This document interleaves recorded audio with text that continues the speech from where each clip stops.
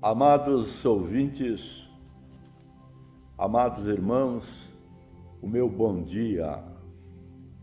Como é bom podermos ter um amanhã na presença de Deus. A oportunidade que vocês têm de todos os dias, por esta emissora, estarem ouvindo uma reflexão boa na palavra de Deus e começarem o dia sob edificação espiritual.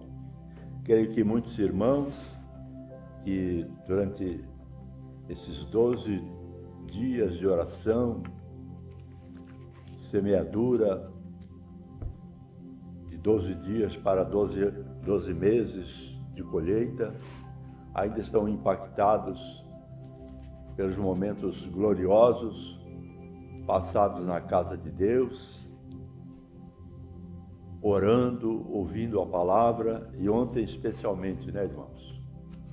Uma palavra maravilhosa, nosso presidente, pastor, e também pela corrente, muitos passando ali até em lágrimas, recebendo a imposição de mãos, e certamente muita coisa boa vai acontecer na vida de muitos irmãos. Não é um misticismo, mas é a confiança que nós temos de que Deus nos ama, que Deus quer o melhor para os seus filhos, e que cada um no tempo próprio, no tempo de Deus, vai receber a bênção que estava buscando. Ou quem sabe outra que nem esperava, porque Deus tem seus propósitos e eles são sempre os melhores para a nossa vida, né?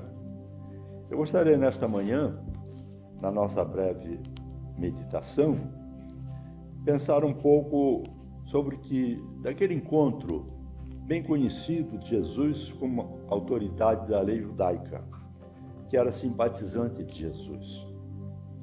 Capítulo 3 de João diz assim: E havia entre os fariseus um homem chamado Nicodemos, príncipe dos judeus. Este foi ter de noite com Jesus e disse-lhe: Rabi, bem sabemos que és mestre, vindo de Deus, porque ninguém pode fazer estes sinais que tu fazes, se Deus não for com ele. Jesus respondeu e disse-lhe: na verdade te digo, que aquele que não nascer de novo não pode ver o reino de Deus.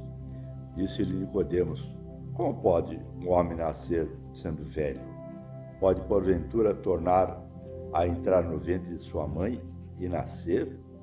Jesus respondeu: na verdade te digo, que aquele que não nascer da água e do Espírito não pode entrar no reino de Deus. O que é nascido da carne é carne, e o que é nascido do Espírito é Espírito. Não te maravilhes de ter dito: necessário vos é nascer de novo. O vento sopra onde quer, ouves a sua voz, mas não sabes de onde vem nem para onde vai. Assim é todo aquele que é nascido do Espírito. Nicodemos disse: não pode ser isso. Jesus respondeu e disse: tu és mestre de Israel e não sabes isso? Na verdade te digo que nós dizemos o que sabemos e testificamos o que vimos e não aceitais o nosso testemunho. Se vos falei de coisas terrestres e não cresces, como crereis se vos falar das celestiais? Ora, ninguém subiu ao céu, senão que desceu do céu, o Filho do Homem, que está no céu. E como Moisés levantou a serpente no deserto, assim importa que o Filho do Homem seja levantado, para que todo aquele que nele crê não pereça, mas tenha vida eterna. Porque Deus amou o mundo de tal maneira que deu seu Filho unigênito, para que todo aquele que nele crê não pereça, mas tenha vida eterna.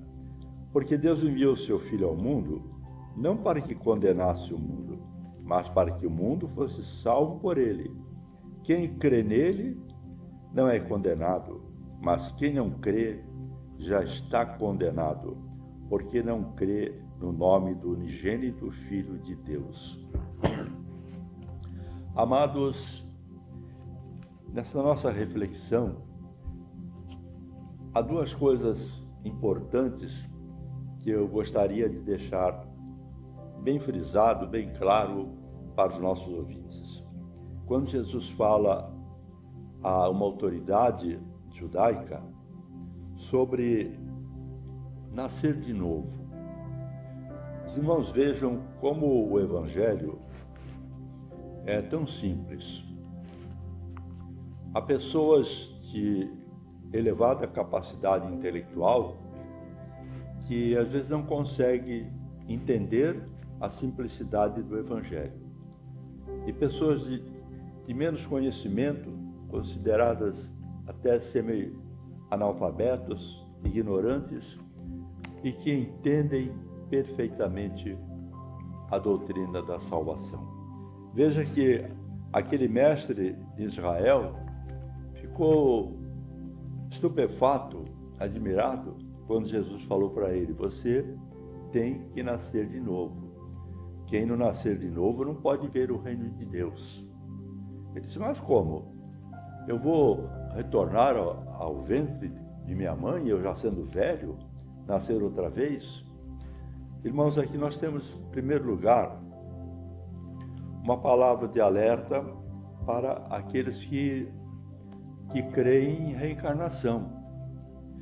Olha, não houve um momento melhor para Jesus falar sobre esse novo nascimento, que daqui a anos, depois de morto, a pessoa retornar. Não houve oportunidade melhor para ele do que essa. E, no entanto, ele não falou nada disso. Ele disse: olha, o que nasce da carne é carne. O que nasce do Espírito, com letra maiúscula, Espírito Santo, é Espírito. Jesus quis dizer aqui, irmãos, que quando nós nascemos, nós já nascemos em pecado. Mais à frente, ele vai explicar melhor isto. Mas ele diz aqui: quem não nascer da água e do Espírito não pode ver o reino de Deus. O que significa isso? A água do Novo Testamento sempre tem um significado que é o próprio Jesus. Logo no início do Evangelho de João, no princípio era a palavra, que a tradução vem o verbo, algumas dão a palavra, que no grego logos, né? Era a palavra Jesus. Quando ele fala que ele é a água da vida, a água ali é Jesus. Quando ele diz: eu sou o pão da vida. Então a água que dessedenta a sede, o pão que alimenta, é Jesus. Tudo está centrado na pessoa de Jesus. Quando ele veio ao mundo, ele vai dizer lá na frente, ele não veio para condenar, veio para salvar. Porque o homem já nasce no pecado. O apóstolo Paulo diz que todos pecaram e estão separados da glória de Deus. Se o homem continuar a sua vida normal, como ele nasceu até a sua morte, ele está em condenação, ele vai entrar em juízo. Por isso, Jesus veio para dar oportunidade do homem sair dessa situação.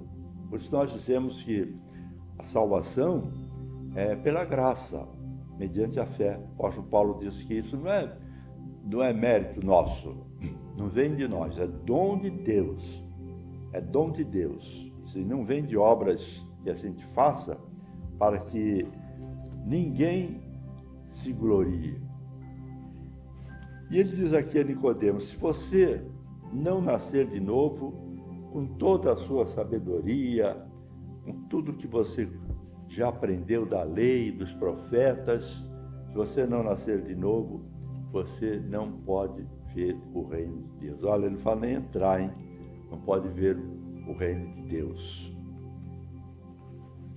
Essa é a mensagem que nós dizemos que é o evangelho básico, é a vida nova em Cristo.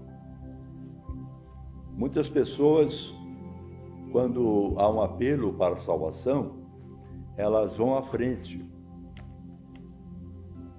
E muitas delas permanecem na igreja, são discipuladas e realmente dão a prova de que nasceram de novo. E outras, ou por emoção, ou por algum outro motivo, problema que esteja passando na vida, vão à frente, mas depois desaparecem. Passada a emoção, resolvido o problema, esquecem da posição que tomaram. Qual é a grande vantagem daqueles que, quando vão a Cristo, quando o recebem como Senhor e como Salvador, eles têm? Eles têm porque a permanência em Cristo é uma prova evidente do novo nascimento. Como procede-se o novo nascimento? É uma obra que o Espírito Santo realiza na vida do ser humano, no nosso espírito. Porque o homem constituído, pelo menos os melhores intérpretes entendem, de corpo, alma e espírito. E a obra do Espírito Santo é feita no nosso espírito. Nossa alma está ligada, mas ao nosso corpo. E esse nosso ser que nasce em pecado, eu costumo dizer que ele é como um verdadeiro lixão, e que o Espírito Santo vai tirando uma coisa, uma sujeira de cada vez e jogando fora para que nós possamos ser esse templo, que nós passamos a ser templo do Espírito Santo. Esse templo fique limpo, em santidade de vida, agradável a Deus, se torne uma pessoa realmente abençoada e útil para o reino de Deus. E muitas às vezes pegam de volta um lixão, um pouco do lixo que já jogaram fora, e traz de novo. O Espírito Santo tem que outra vez proceder essa limpeza. Isso, irmãos, vai acontecer durante a nossa vida toda. Não é durante 1 ano, 10 anos e pronto, já estamos limpos de todo pecado.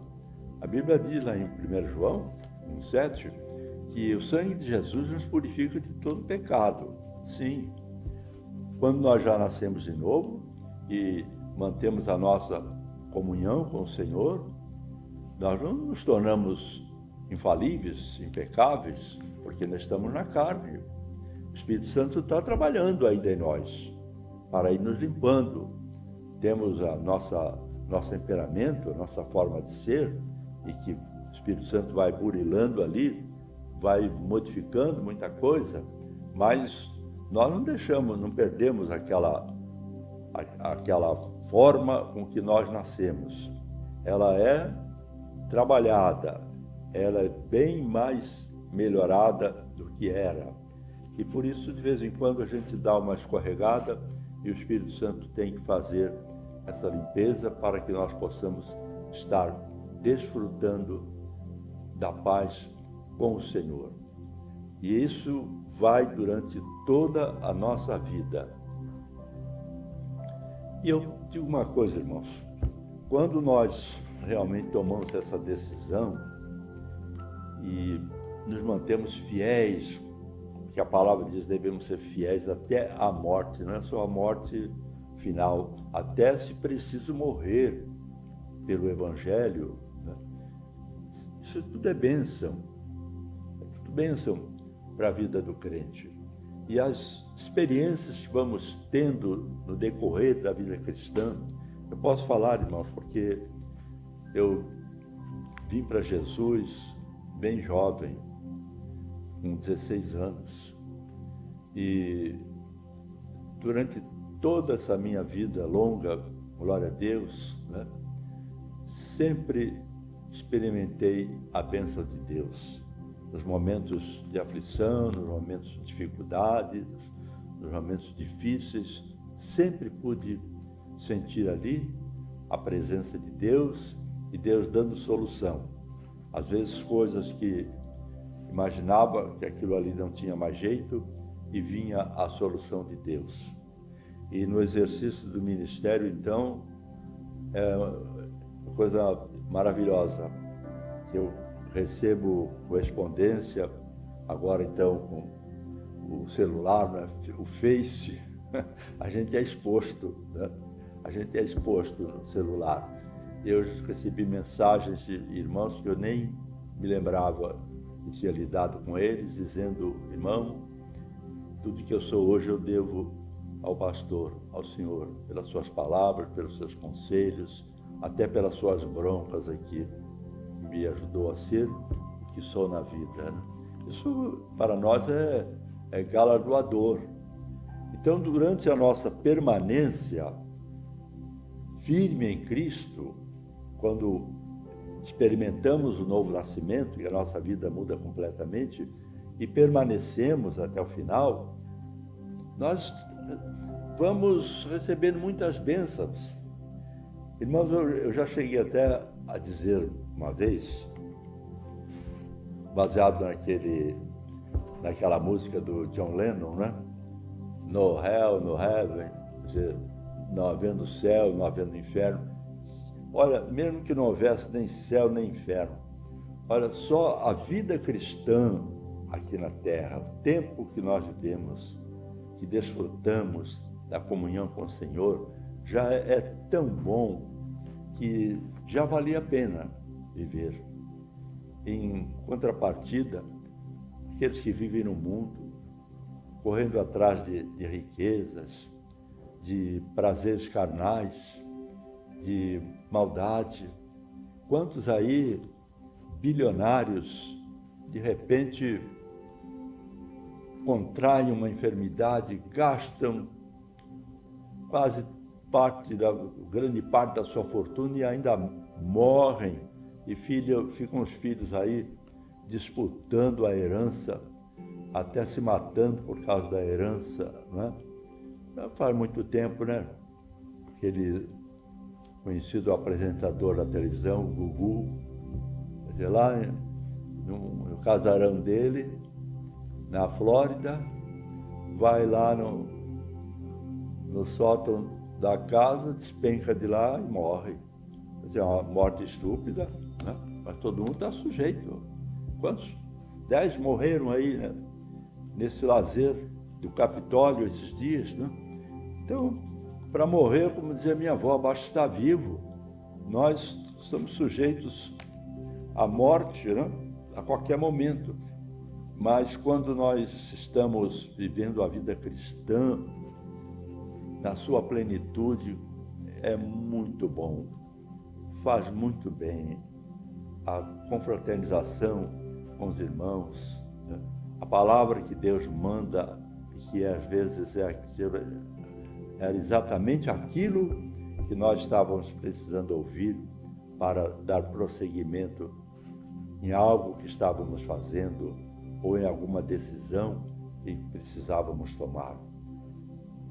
Quando estamos em Cristo, somos templo do Espírito Santo de Deus, o Espírito Santo vai nos limpando e vai nos dirigindo. Por isso que a palavra diz: o sangue de Jesus nos purifica de todo pecado.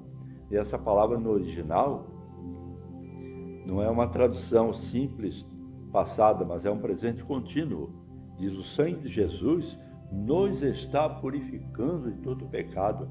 Até o que eu possa fazer de errado amanhã, o sangue de Jesus já vai como um rio limpando, porque eu nasci de novo, eu recebi Jesus e então, por isso, eu tenho o direito de desfrutar todas as bênçãos espirituais em Cristo Jesus. A nossa posição, depois que nascemos de novo, é nas regiões celestiais em Cristo Jesus.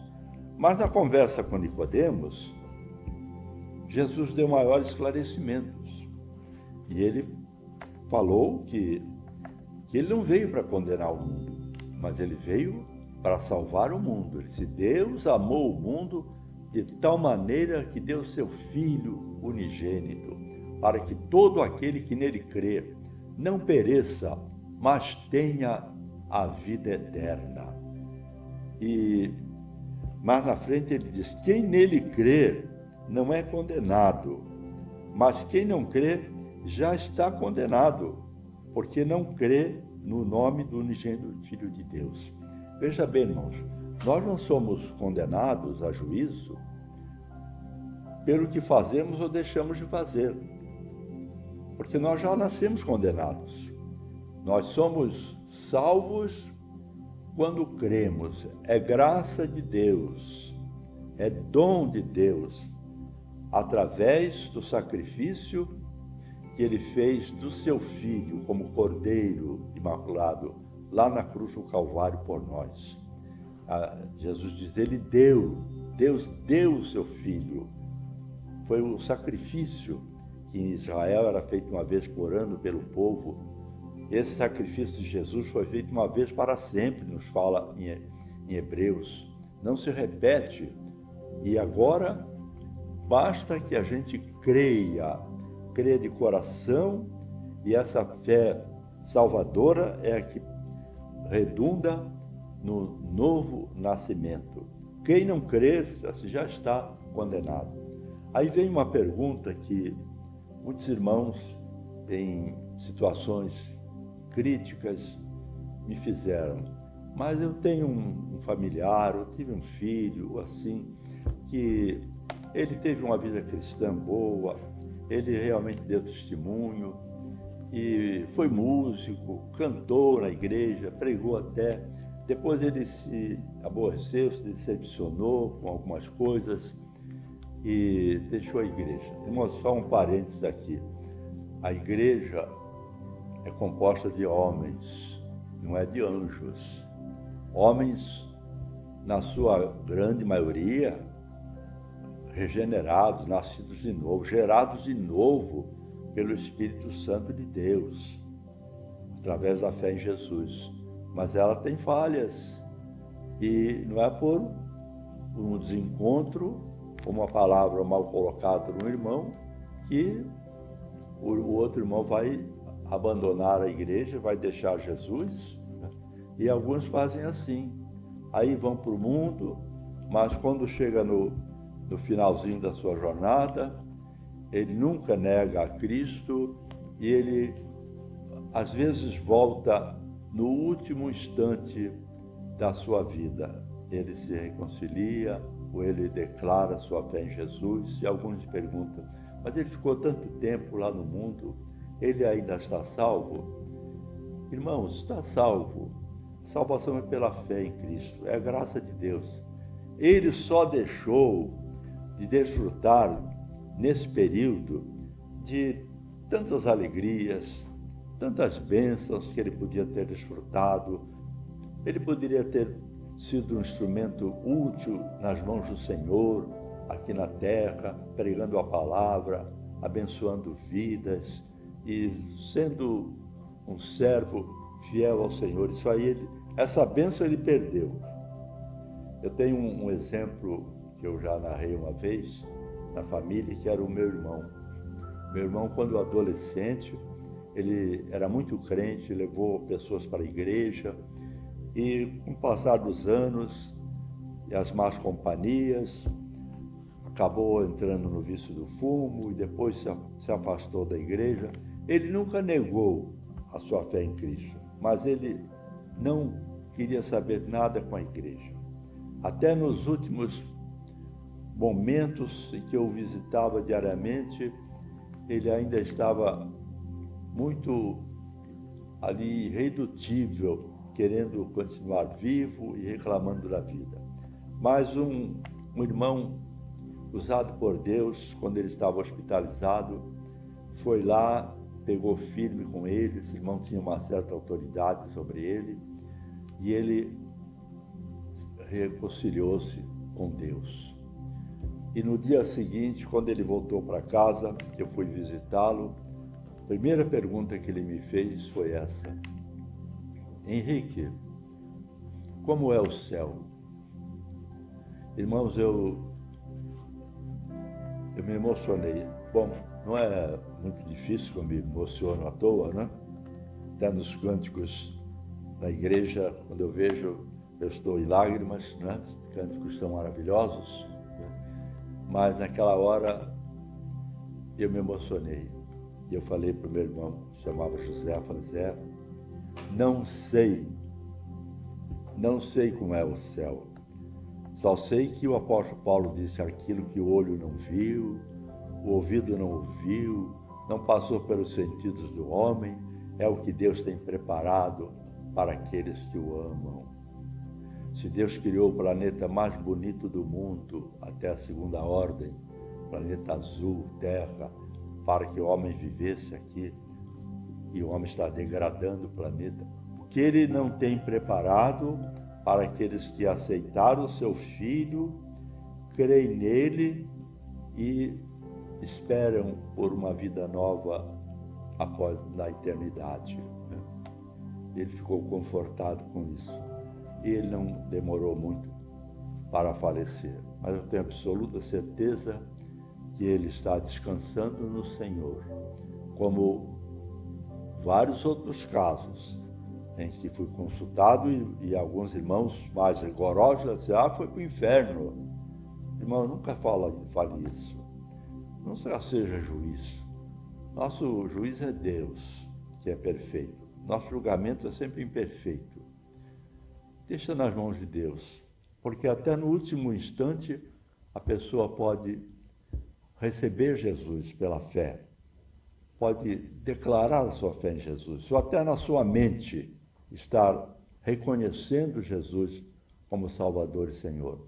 Claro, a Bíblia fala em galardões, nós não sabemos como serão, né, a nossa vida na eternidade, e esse vai chegar de mãos vazias.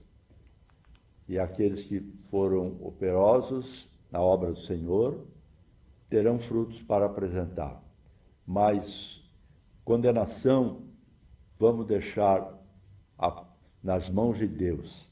Vamos anunciar salvação possível e real pela fé em Jesus. Graça de Deus. Deus viu que esse mundo por ele mesmo nunca se salvaria. Então ele mandou Jesus. Jesus veio e deu a vida por nós e ele declarou, tudo está consumado. Eu sou o pão da vida, eu sou a água da vida. Eu vim para que tenham vida e a tenham com abundância. Se você crê em Jesus como Salvador e Senhor, persevera na fé, demonstra que realmente você nasceu de novo e o Espírito Santo vai trabalhar durante a vida toda na sua vida e o seu espírito está ali preservado para a vida eterna. E nesta manhã, reconsidere a sua posição ou reafirme, dê glória a Deus por você estar firmado na fé em Cristo, ou se você está afastado, está aí com o pé atrás, criticando irmãos, pastores e movimentos evangélicos. Eu vejo muitos críticos aí criticando movimentos gospel, isso e aquilo. Será que essas pessoas já têm Jesus como Salvador e Senhor? Se você é um desses, reconsidere e venha para Jesus. Se você não nascer de novo da água e do Espírito, que é da palavra de Deus, a palavra é Jesus, e do Espírito Santo que te trabalha em você, que vai morar em você, vai fazer a obra em você. Se não for assim, você não tem a vida eterna. Mas se for assim, você tem. Em qualquer momento que você se voltar para o Senhor, Ele vai te receber de braços abertos. Ele disse, o que vem a mim, de maneira nenhuma, eu lançarei fora. Amém? E você tenha uma manhã abençoada, gloriosa na presença de Deus. Em nome de Jesus. Amém.